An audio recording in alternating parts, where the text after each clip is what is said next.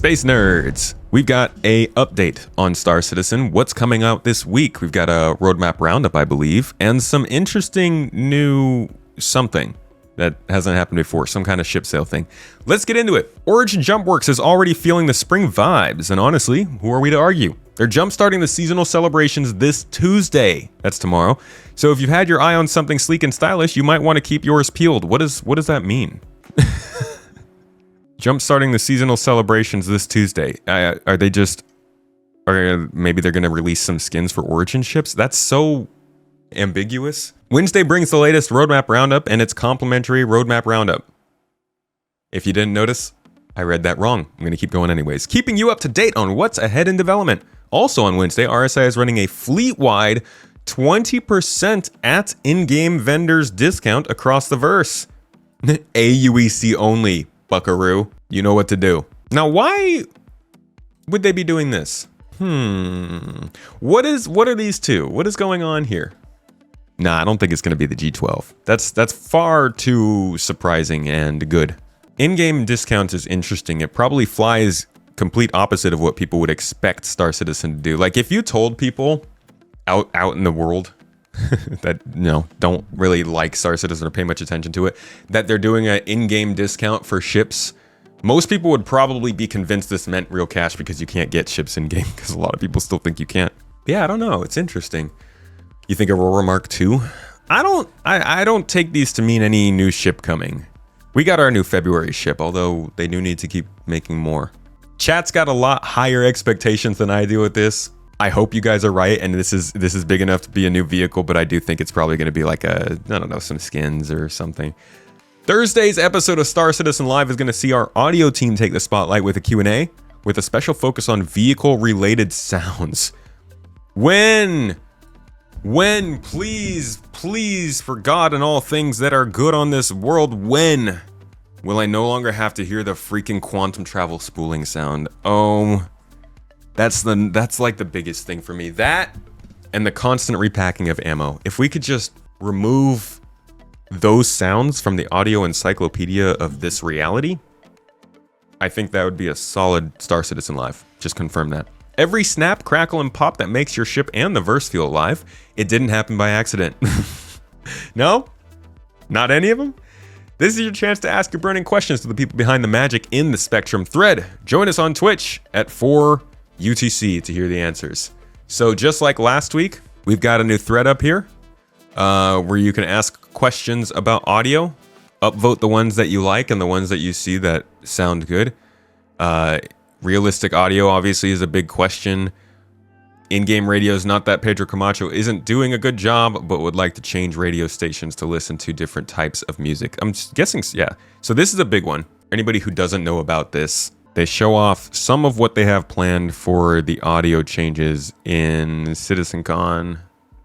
This is the same one where they were showing off things like Maelstrom. They showed off ray tracing and stuff like that. But here's what realistic audio he's talking about.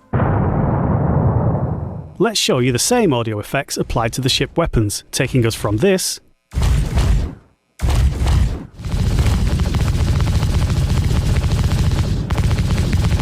to this. This was a lot easier to hear in person. A little bassier. But it's not just about feeling powerful. Changes in audio can create a sense of danger, of being out on your own and under threat. Here's an example of ship combat.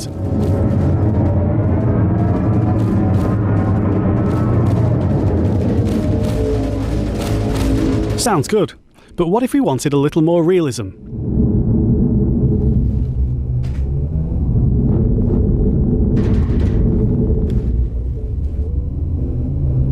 So it's basically the idea here, and this has been kind of soft lore of the game, is that you hear all the sounds of space from your ship because the ship itself, the computers within it, can replicate the sounds. Same with your helmet.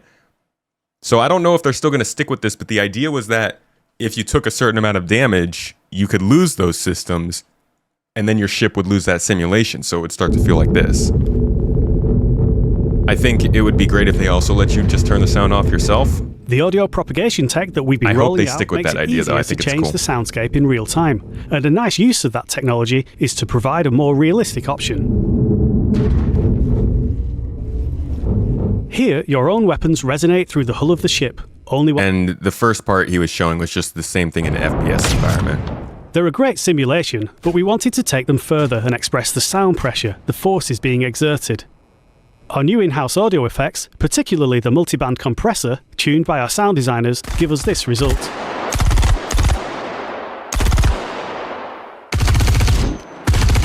The compression serves to illustrate the effects applied to the ship effect that they have when going beyond the limits of the listener. No, this shouldn't even show off. Sorry, I was looking for this.